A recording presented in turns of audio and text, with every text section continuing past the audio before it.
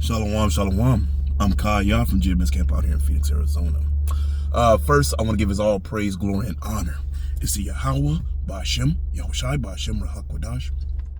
Of course, I want to give double honors to the apostle and elders that have taught us this truth and rule well. I want to say shalom to the 144,000. Also want to say shalom to the speckled bird out there. Also want to say shalom to the Aquath and the Akim out there. This is going to be real quick before I have to go into the plantation in a few minutes. You know, going back into what's coming down the pike, that Revelation 13, 16, and 17 is not too far off. It's not too far off if you're really paying attention to all the things that's going on in the world, you know, with these wars and what's going on over there in the so-called Middle East and whatnot, and what Esau is really up to. You know, he's trying to gather all these nations and trying to take land and do all the stuff that he's always done. Because at the end of the day, in his mind, it's all over a power grab. You know, he's trying to get that birthright back that he'll never get back. You know, he wants to rule over everybody like he's God or something. That's what he's after. You know, we keep talking about the mark of the beast, the Revelation 13, 16, 17, which is the RFID microchip. You know, we go over this time and time again because this is what's coming. And it's coming quick. I mean, it could be here in a year, it could be here any time. You know, all the things that's going on. You know, so the first scripture we're going to get, right, going back into the mark of the beast, y'all already know where I'm going. Let's go to Revelation, right? And we were told never even to trust this devil, right? But this is what he's coming with, Revelation chapter 13, right? Verse 16 and 17. Revelation 13, verse 16 and 17, and it says, and this is what's coming, right? And he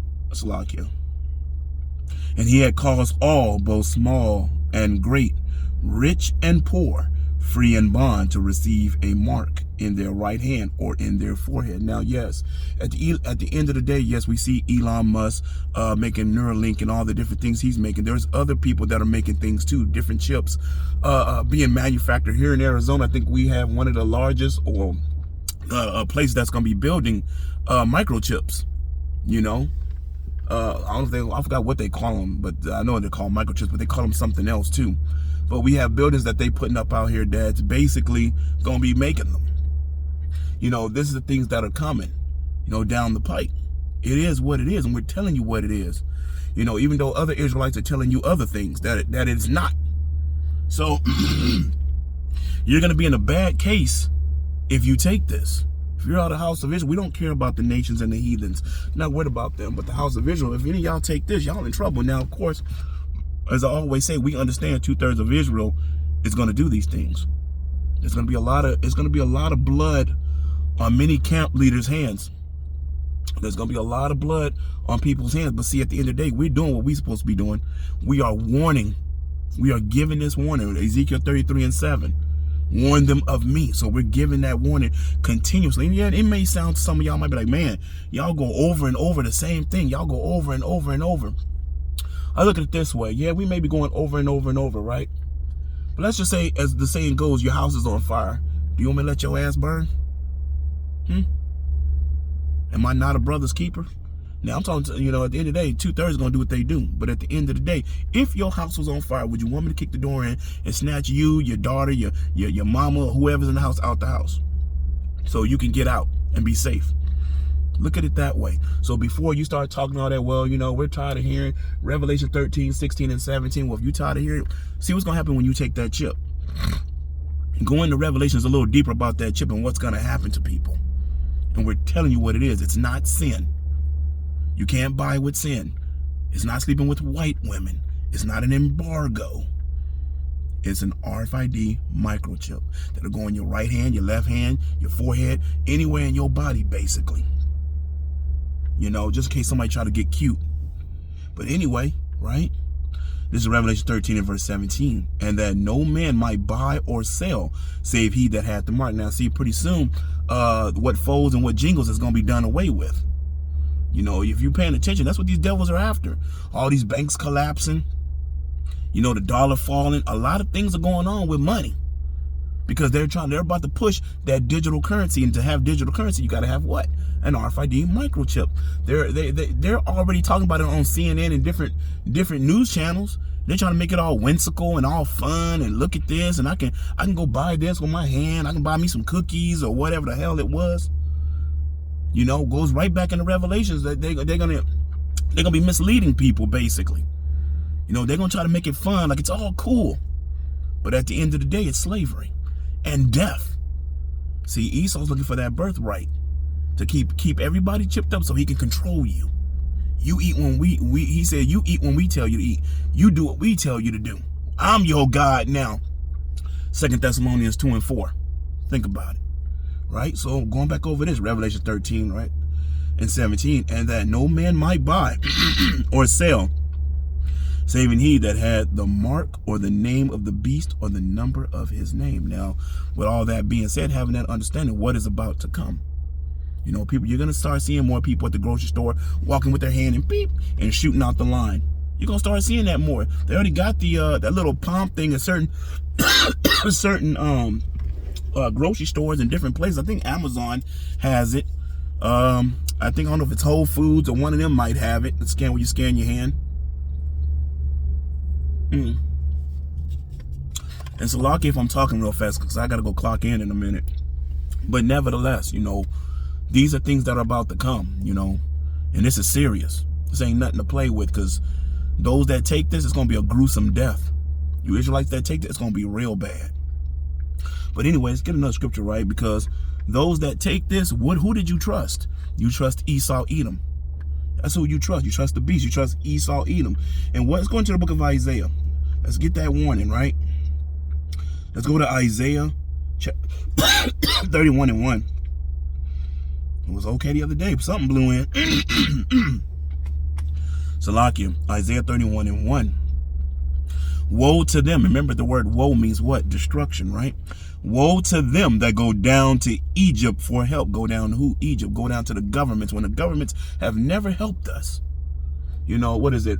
What is it? First fired? Yeah, last hired, first fired. Every time the government want to do something for so-called us, it's always some bullshit. Think about it. Look at the Tuskegee Airmen. Go all the way back. Look at some history of this. And if you think I'm lying, right? Woe to them that go down to Egypt for help and stay on horses and trust in chariots, trusting in their power, trusting in their military, right? Because they are many, and in horsemen because they are very strong. But they look not unto the Holy One of Israel. You know who we looking towards? We looking towards Yahweh Bashim Yahushua. We don't give a damn what Esau's saying. What he doing and what he gonna come over, we're gonna kill you if you don't. Oh well, then nigga, hey, get to chopping. It is what it is, you know. And many that might be a hard pill to swallow for many people, you know, because hey, we ain't trying to compromise. We know what the deal is, and we wanting our people, you know, the elect. You know, that we already, once again, I'm going to say this again, we already know 2/3 ain't trying to hear it. We already know 2/3 of Israel is going to go ahead and run off and take that chip because they're going to say, well, I need a job. I got to eat. God's not going to care. You're going to see, right? So he's telling you right here. He's warning you. Isaiah 31:1. Woe to them that go down to Egypt for help and stay on horses and trust in chariots because they are many, and in horsemen because they are very strong. But they look not unto the Holy One of Israel, neither seek the Lord. They don't seek the Lord. They don't seek Yahweh Bashim Yahushua. You are going right behind Esau, Edom, thinking this devil is going to help you when he ain't. He ain't never helped you. Matter of fact, let's get another scripture. We're going to make this kind of quick. What scripture I was thinking of? Oh, let's go to Ecclesiasticus. Another warning, right? Never trust thy enemy. What is that? Ecclesiasticus 12. This is Ecclesiasticus chapter 12. Ooh, it'll be a little late. Oh, well. Ecclesiasticus 12. And let me see. Ecclesiasticus 12 and what is that? 10? It's Ecclesiasticus 12:10, which is another warning, right? Never trust thine enemy. Right? Never trust thine enemy, for like as iron rusteth, so is his wickedness. Though he humble himself and go crouching, that's exactly what they do. Yet take good heed and beware of him, and thou shalt be unto him as if thou hast wiped a looking glass, and thou shalt know that his rust hath not been altogether wiped away. You're paying attention to his ass. You're looking at him. You seeing his deceit. You seeing his wickedness. You're paying attention to him. And the first scripture said what? Never trust thy enemy. But we already know 2/3 are going to trust him, especially Eve out here, the so-called black woman. You know, she definitely going to trust him. But anyway, let's move on a little further, right? So that's another scripture. Let's get another scripture, right? What scripture I was thinking before I have to go? Let's go to the book of Psalms. I think that's where I want to go. What is it? Psalms, because when he come at you, he gonna come with draconian law, but at first he gonna come with that real nice, sweet, oh, well, I'm trying to do the best for you. I'm trying to really take care of the American people. I have your best interest, right? Mouth smoother than butter, huh? Psalms 55 or something on that line. 55 and verse 21, right? The words of his mouth were smoother than butter, but war was in his heart. His words were softer than oil, yet were they drawing swords. So he's telling you what you want to hear. But at the end of the day, death was coming. He was setting you up for the okie doke. And guess what? In the boxing, when you boxing, a lot of brothers like to box. I'm more into like martial arts, but nevertheless, you have a coach that tells you what to look for. If you don't listen to your coach, you getting your ass knocked the hell out. You know what I'm saying? If you ain't paying attention to how to move and how to bob and weave and do what you need to do, because your coach is telling you how to maneuver. See, there's a whole bunch of coaches out here through Yahweh Shem Yahushua is telling you how to maneuver through this. But if you don't listen, Yahweh Shem Yahushua gonna get you and knock you smooth clean out. Matter of fact, gonna burn your ass. Let's just be honest about it. Through them nukes and them chariots, plus torture and everything else that's gonna come down the pike before the fire. But this is just a warning again. Hey, Ezekiel 33:7. Hey, give warning. We giving it, right? And I also told you earlier, at the end of the day, that this devil wants that birthright back, which he's never gonna get. But that 2 Thessalonians 2:4. Let's get there before I have to go. This is what this devil wants. He wants to be worshipped like God, right? Let me see. What's that? 2 Thessalonians. Bear with me, Israel. Is that 2 Thessalonians 2:4? Yeah, this is 2 Thessalonians 2:4, right? Who opposes and exalts himself above all that is called God, or that is worship, so that he as God. So see, Esau got a God complex. He want to be all powerful. He want to be on top of everything. He don't want Babylon, aka America, to fall. He want to be on top of the hill always and forever, right? Who opposes and exalts himself above all that is called God, or that is worship, so that he as God sitteth in the temple of God, showing himself that he is God. So you think about that, what that chip is going to really imply, what he's really after, the birthright.